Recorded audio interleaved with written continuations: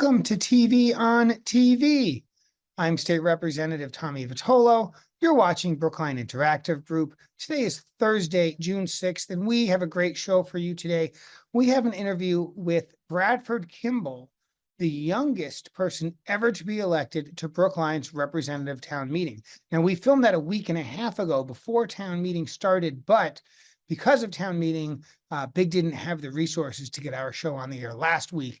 So we're going to air the interview this week. It may feel a little bit strange because we're in the past talking about the future that is actually already now the past. But I have no doubt you'll be able to follow along.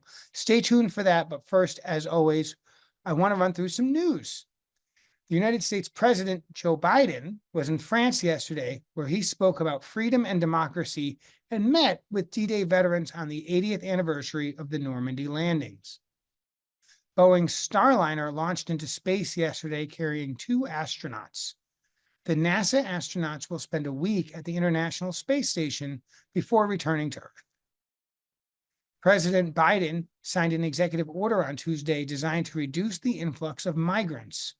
The action will temporarily halt approval of asylum requests whenever the average number of border encounters exceeds 2,500 crossings per day over a 7-day period. Eversource cut the ribbon on a geothermal network in Framingham earlier this week. About 36 homes and businesses will be connected to the system. Customers are expected to save about 20% from their utility bills while emitting 60% less greenhouse gas pollution. Massachusetts students will continue to receive food assistance over the summer after the federal government approved a $70 million funding stream. Governor Healy is calling on Congress to pass a right to contraception bill. Here in Massachusetts, residents can obtain a year's worth of contraceptives all at one time. Emergency contraception is available for free, and health insurance plans cover birth control. Brookline schools are looking to boost the district's Office of Educational Equity by creating groups of staff members at each school to focus on equity and the use of artificial intelligence to assist educators. The MBTA received a $67 million grant from the federal government to update accessibility at 14 stations on the Green Line. This grant will fund improvements at 9 platforms in Brookline on the C Line and 5 on the B Line in Boston. The work is expected to begin in 2025. The JFK National Historic Site reopened for the season this past weekend after 5 years of renovation. The site is open until the day before Halloween. Folks, that's the news. Stay tuned for a great interview recorded about 10 days ago with Bradford Kimball, the youngest representative town meeting member ever to be elected in Brookline. Stay tuned.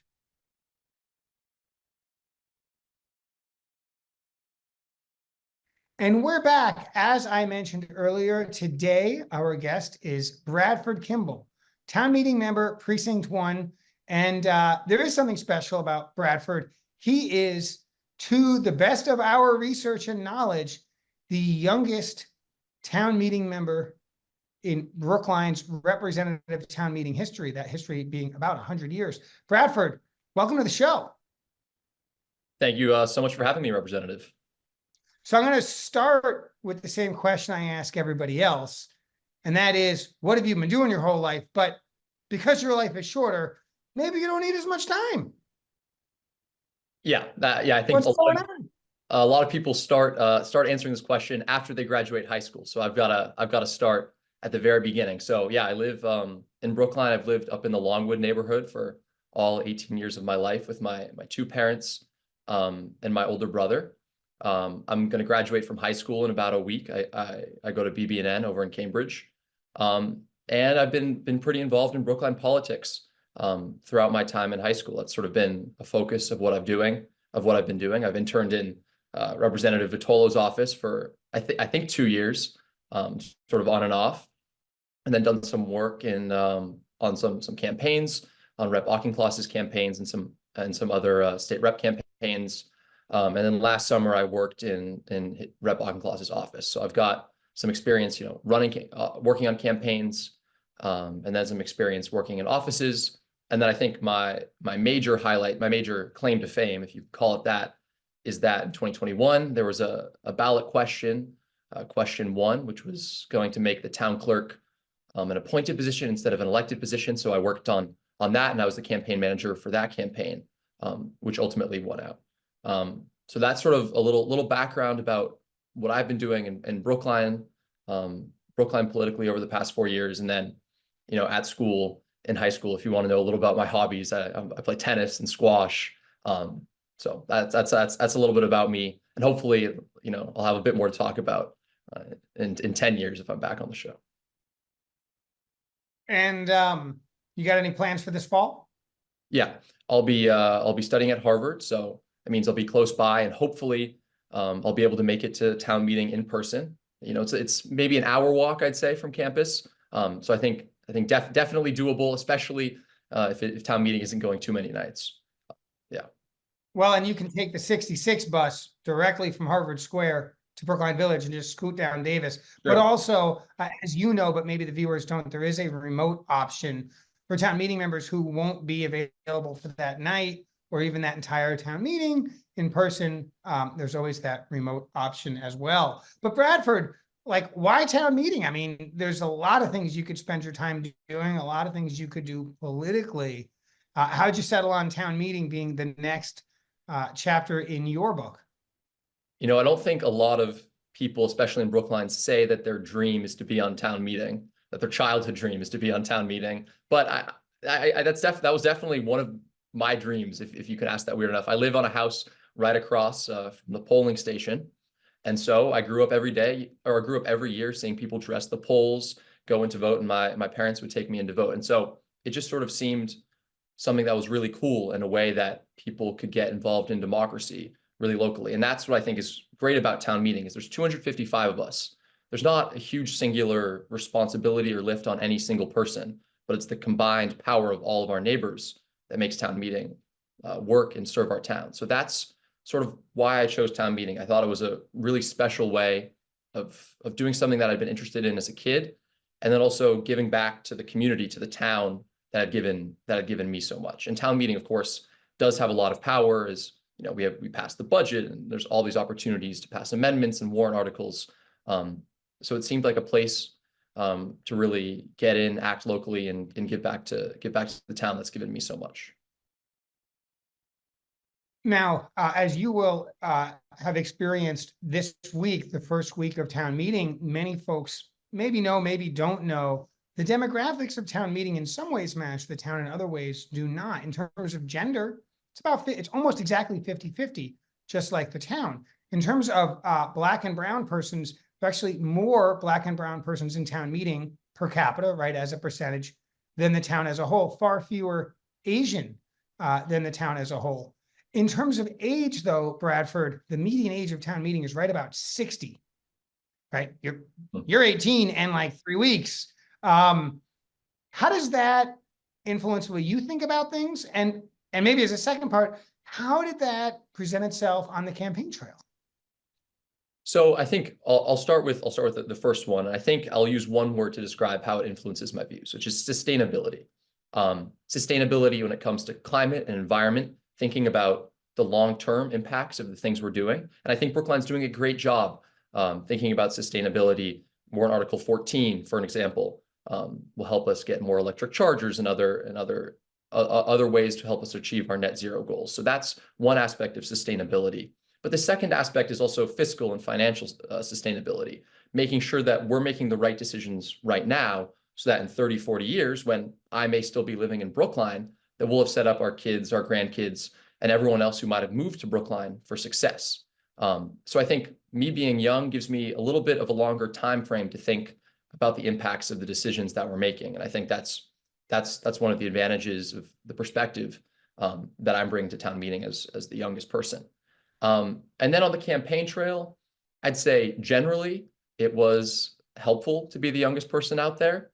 There were some drawbacks. Some people sort of saw me as, youthful and inexperienced. But I think generally people were excited to see someone like me, a high school student, running. And I got a lot of positive feedback. People saying, oh, we need more young people involved.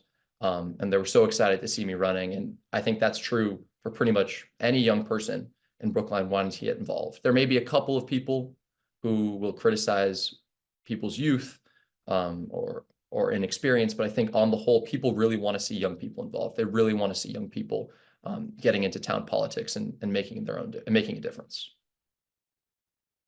Something like 10 years ago, actually, it was probably more like 6 or 7 years ago, Precinct 10 elected both the youngest and the oldest town meeting member in the same group of 5.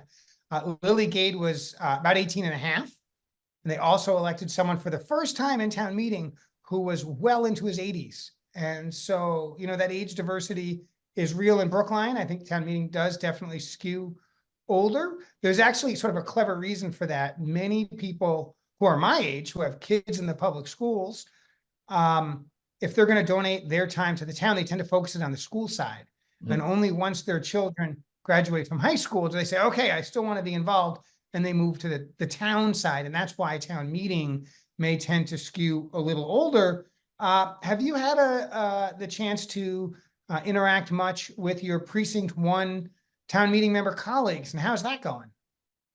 Yeah, so before the election was even really starting, I had some relationships with some of the other town meeting members in Precinct 1, and they were all extremely helpful in helping me get my campaign off the ground, giving me advice, not always necessarily saying outright that they were supporting me, but giving me advice and helping me navigate the somewhat complex process of town meeting.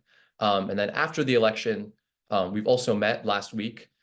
We had a precinct delegation meeting where all 15 of us, some of us on Zoom, some of us in person, all came together and we sort of walked through the warrant article. And that's where I think the diversity of Brookline's town meeting, the diversity of age, perspectives is really important. We were able to hear from people like me who are young, people who are parents, people who are retired, and everyone was able to chime in and explain what perspective they were bringing on town meeting. And I thought that was incredibly invaluable. So I'm really thankful to all of the other town meeting members in Precinct 1 who have helped me sort of get acclimated to town meeting, and really thankful for all the different perspectives that they've brought to the table. Now, I want to share with folks who may not know, who aren't as familiar with town meeting.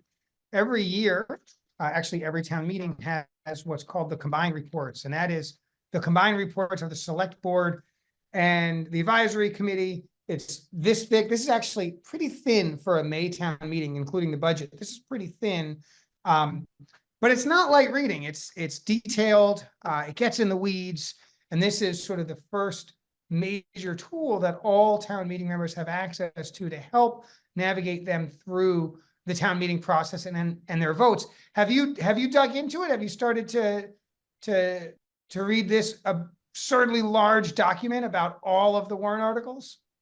Yeah, so the representative gave some advice to new town meeting members, which was to buy a binder, hole punch everything, and get it all sorted in, because there's all kinds of colored sheets that come in that are amendments and additional recommendations. So I've got my binder here.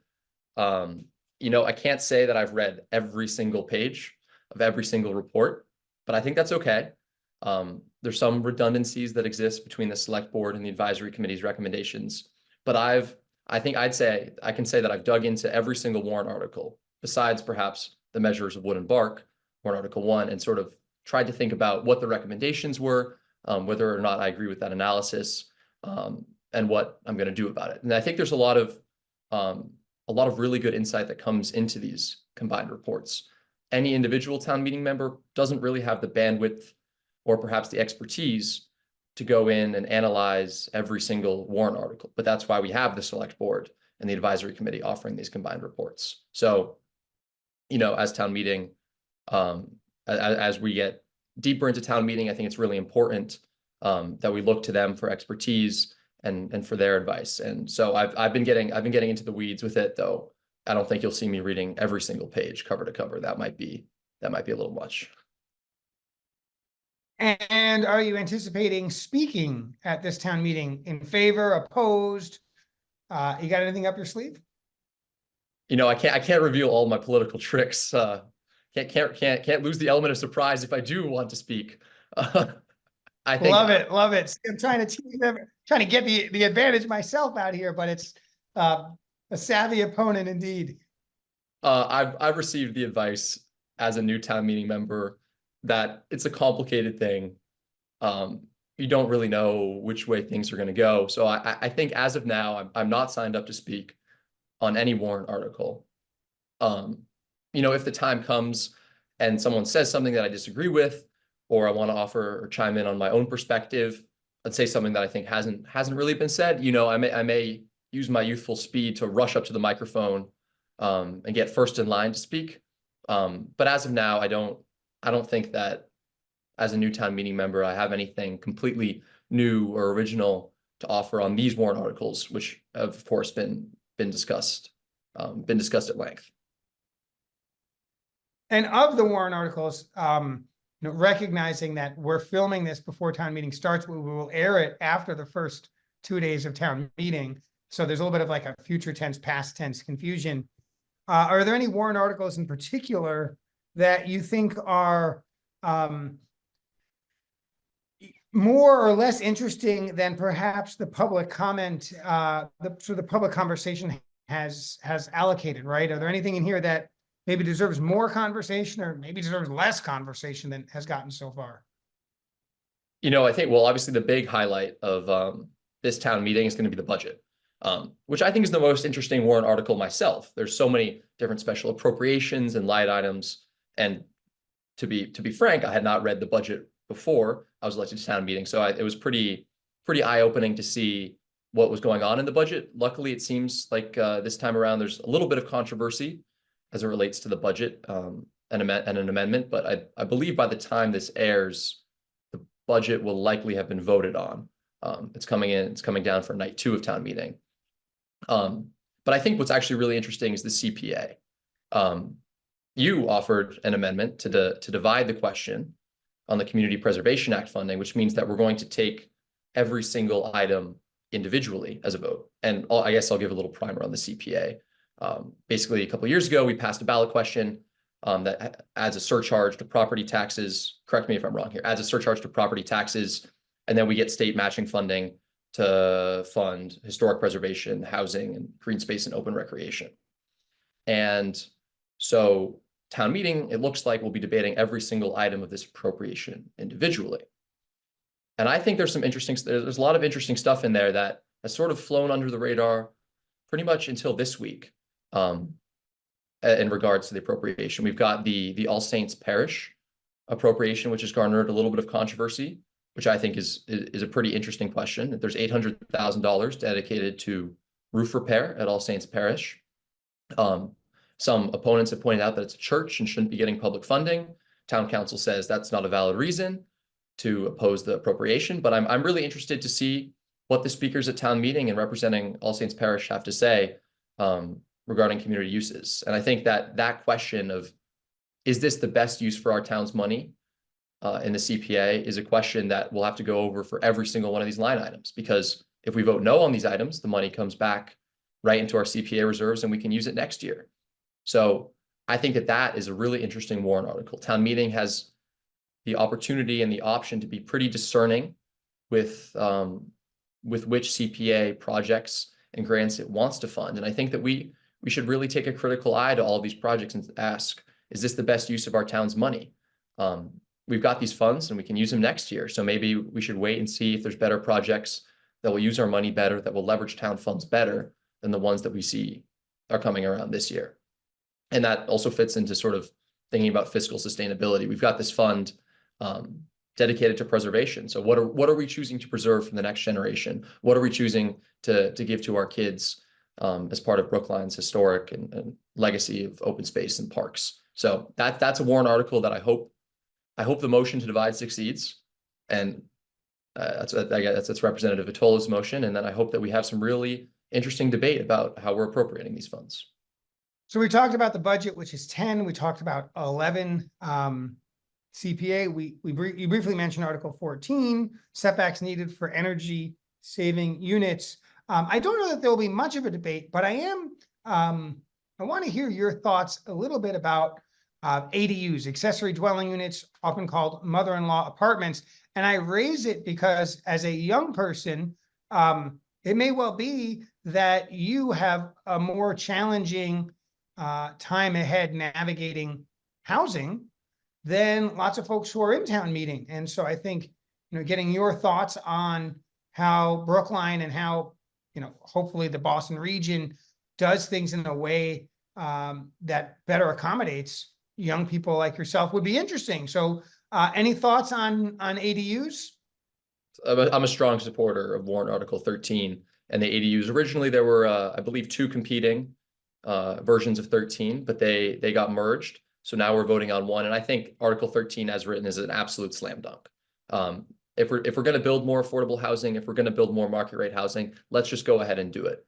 And let's make it easier and more profitable and quicker for people to do it. And I think Article 13, which, gets these ADUs, makes them easier to build, allows them to be a bit bigger. That's easy. That's an easy thing to say yes to build some substantial new units in Brookline. And I think that this affordable housing question is hugely important for me.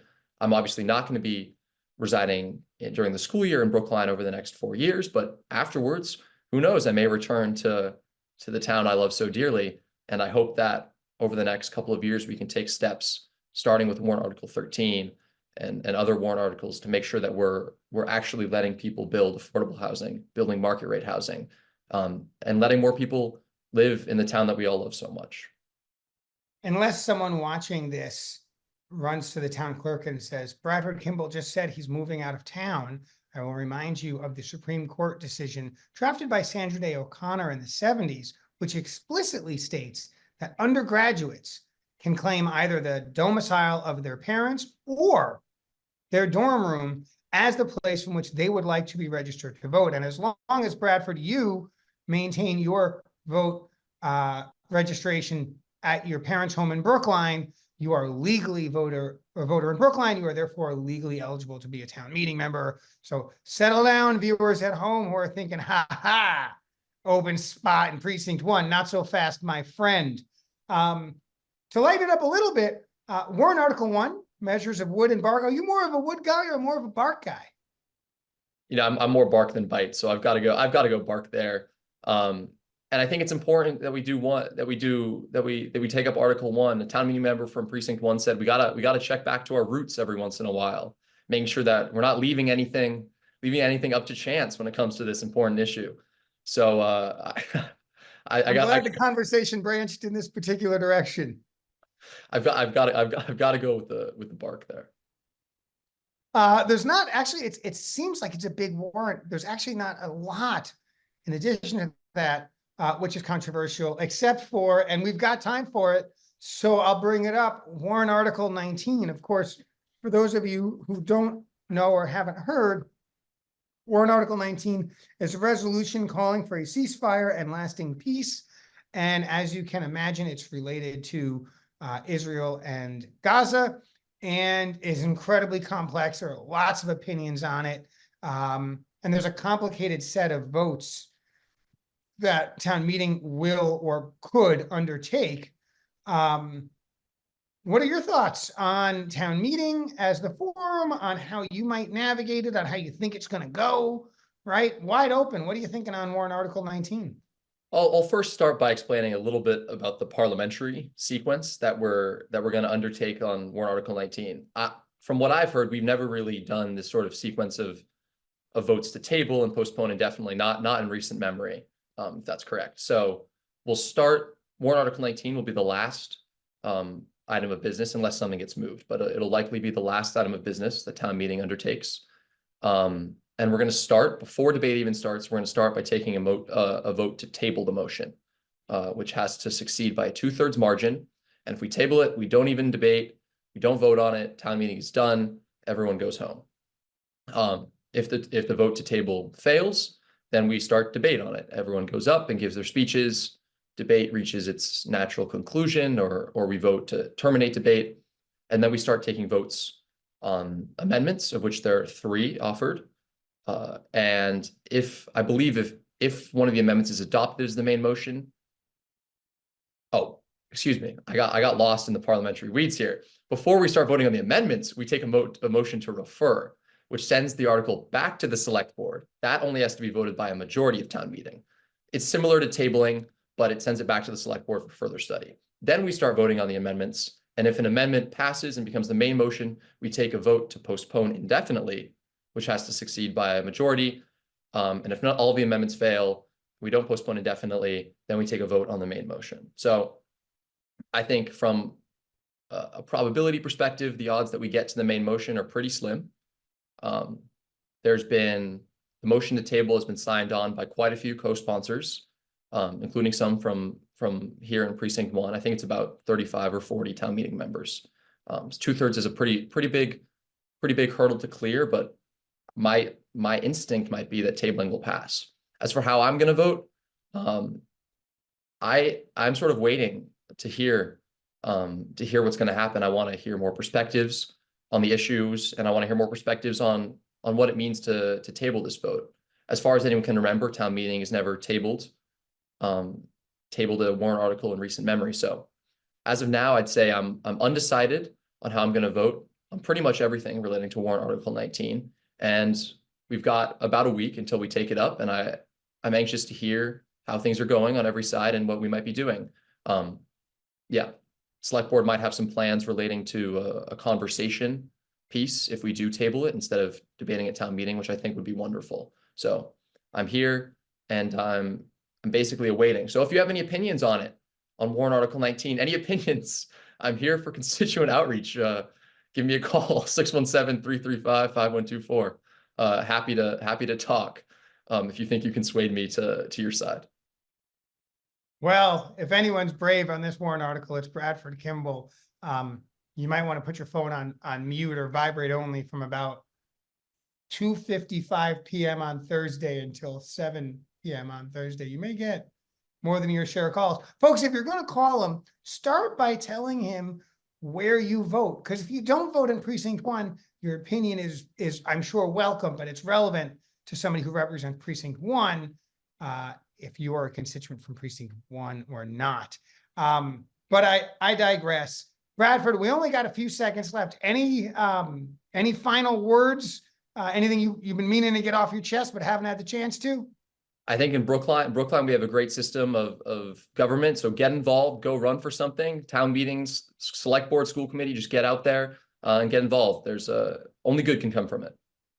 I love it. And of course, we also have all of the boards, committees, and commissions which are appointed. And so for the folks for whom running for office isn't your bag, or for whom a more specific and narrow topic is interesting, there are ways to get on those boards, committees, and commissions too.